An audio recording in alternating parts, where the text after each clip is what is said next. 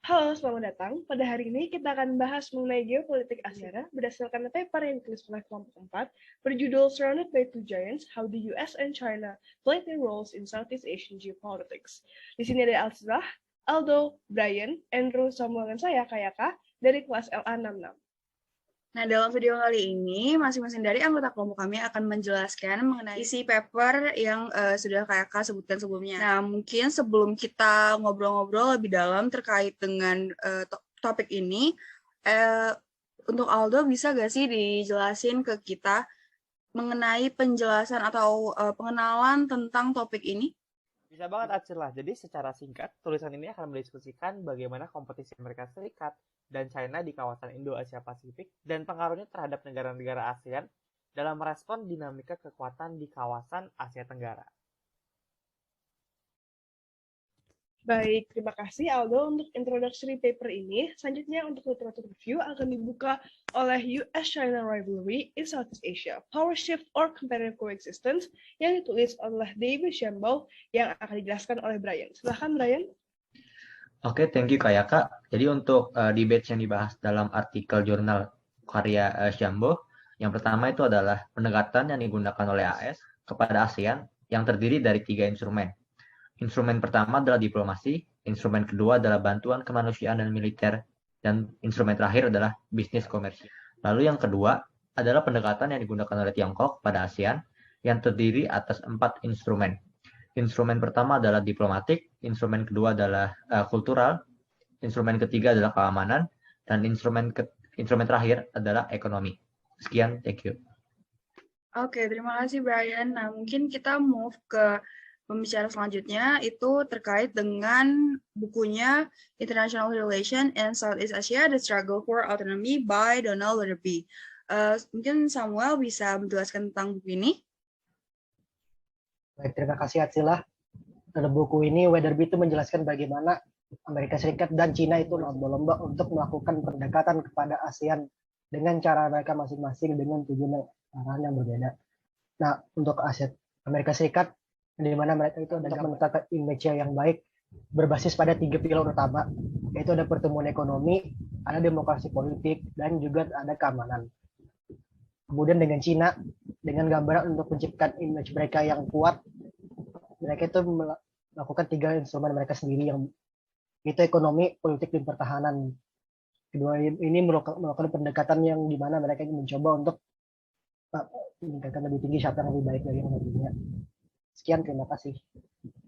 Baik, terima kasih Samuel. Dan untuk buku yang terakhir adalah The Making of Southeast Asia, International Relations as a Region oleh Amitav Acharya yang akan dijelaskan oleh Andrew.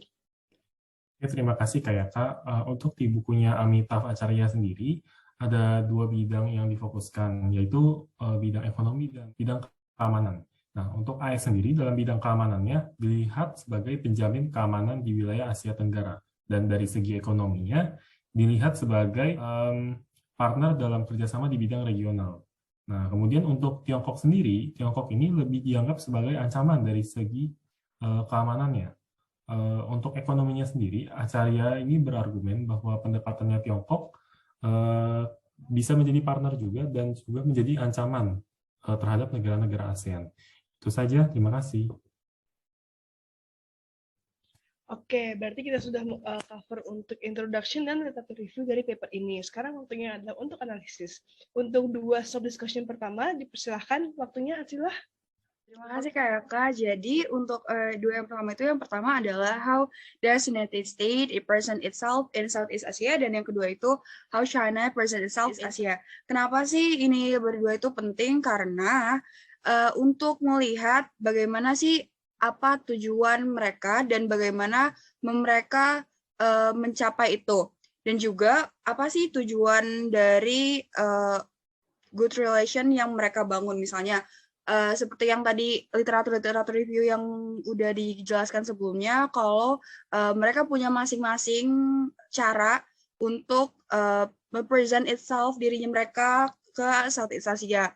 Dan mungkin kita kenapa ngambil 2 perspektif ini, karena untuk meng-compare, kan nggak mungkin kita cuma nge-left out China ataupun cuma bahas China aja, karena di dalam Southeast Asia sendiri mereka berdua adalah external parties yang mau mendominasi di kawasan ini gitu. Mungkin lebih kayak gitu, dan mungkin kayaknya bisa ngejelasin kenapa sih atau bagaimana respons dari negara-negara di Southeast Asia ini terhadap dua kekuatan ini. Baik, terima kasih Atsila. Untuk negara ASEAN, responnya untuk paper ini kita akan mengambil Vietnam sebagai contoh, karena Vietnam memiliki hubungan yang cukup kompleks dan menarik dengan dua negara tersebut. Untuk China bisa dibilang secara singkat hubungan mereka adalah from friend to foe, dalam arti sebelumnya Vietnam dan China adalah dua kerabat lah bisa dibilang. Hanya saja semenjak invasi Vietnam ke Kamboja di tengah-tengah Perang Dingin, hal itu berubah dan tensi antara dua negara tersebut terus menumpuk. Walaupun ada normalisasi, hanya saja diplomasi yang dilakukan oleh China yang bersifat koersif dan berbagai macam masalah di South China Sea membuat hubungan mereka menjadi tegang dan menjadi saling tidak suka.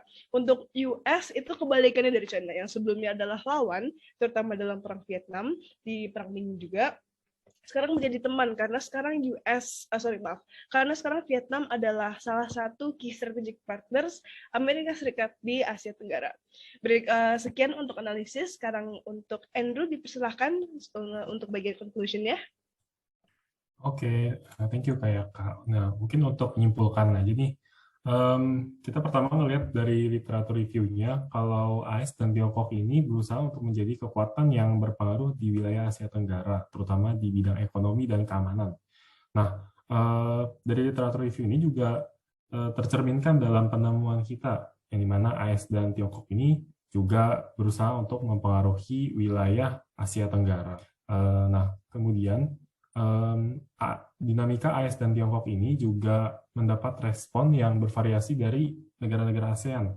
Sebagai salah satu contoh misalnya tadi disebutkan kayak Vietnam yang responsnya itu relatif terhadap AS dan negatif terhadap Tiongkok. Yang dimana hal ini berbanding terbalik saat di masa Perang Dingin. Mungkin itu aja untuk kesimpulannya. Oke, terima kasih Andrew, dan terima kasih juga untuk teman-teman sekalian. Dan mungkin sekian dari presentasi dari kelompok kami. Mohon maaf bila ada salah kata. Terima kasih.